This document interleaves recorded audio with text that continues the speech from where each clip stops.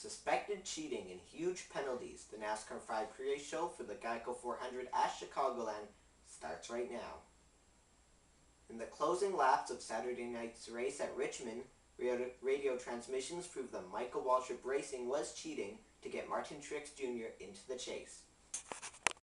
Number 15 crew chief Brian Paddy said to driver Clint Bowyer, 39 is going to win the race, the 39 being Ryan Newman. Paddy continued moments later, is your arm starting to hurt? And, I bet it's hot in there, itch it.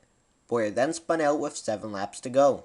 Meanwhile, over the radio of the number 55 car, MWR Executive VP Ty Norris said, we're probably going to pit here on green to driver Brian Vickers. Vickers responded, are you talking to me? And, I don't understand, pit right now. Norris then said, you've got to pit this time. We need that 1 point. The 2 incidents led to Carl Edwards winning the race and Joey Logano racing into the top 10 in points. This put Jeff Gordon and Ryan Newman out of the playoffs and another MWR teammate, Martin Truex Jr., in it. NASCAR later investigated the situation and issued huge penalties on Michael Waltrip Racing. All 3 drivers and each team's owner have been docked 50 driver or owner points respectively.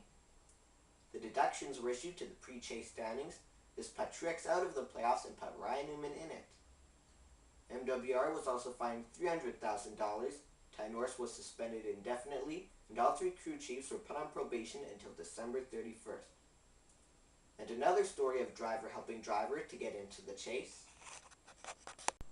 In radio communications from the number 38 team, in the closing laps of Saturday night's race, crew chief Frank Kerr said, we've got the big dog and all his cronies, and then, Travis knows what I've been asking for.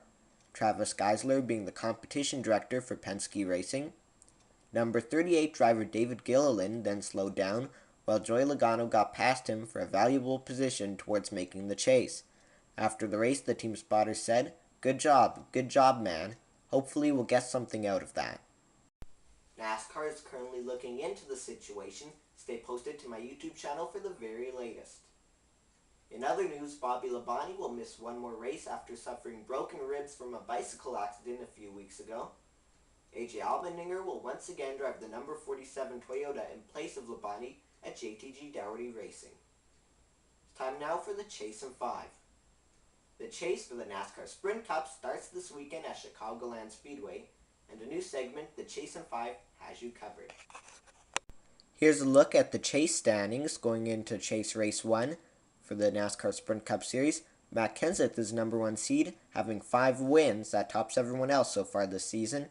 So he is on top of the standings with 2,015 points. Jimmy Johnson, Kyle Busch fall close behind with 4 wins. Kevin Harvick, Carl Edwards, 4th and 5th with 2 wins. Joey Logano, Greg Biffle a bit further back with 1 win. Clint Bowyer, Dale Earnhardt Jr., Kurt Busch, 8th through 10th, don't have any wins, but are ahead of Casey Kane with 2 wins and Ryan Newman with 1 win because Kane and Newman are the wild cards. Here's a look at the schedule for the Chase races, which are the final 10 races of the season. The Sprint Cup Series heads to Chicago, New Hampshire, Dover, Kansas, Charlotte, Talladega, Martinsville, Texas, Phoenix, and finally Homestead, Miami. That's the upcoming schedule from September 15th through to November 17th. Welcome to another new segment, Making a Difference NASCAR Style.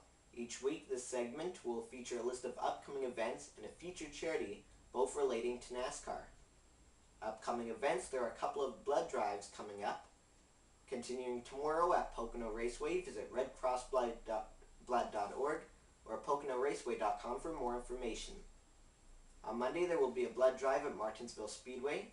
Visit the Red Cross website or martinsvillespeedway.com for more info. And Wednesday and Thursday of next week, there will be a Drive the Triangle event taking place at Pocono Raceway. You can drive your own personal vehicle around the track for a $10 lap donation. Visit PoconoRaceway.com/TrackDrive13 for more info. And today's charity profile. The Victory Junction Gang Camp was formed in 2004 by Kyle and Patty Petty. The camp's website says, quote, Victory Junction is a year-round camping facility that serves children aged 6 to 16 with chronic medical conditions or serious illnesses. During the summer, Victory Junction offers disease-specific sessions with up to 128 children per session. During the fall, winter, and spring, family weekends are offered to up to 32 families per weekend, end quote. So a great initiative by the Petties, allowing kids with medical conditions or illnesses to attend camp. Visit www.victoryjunction.org for more information.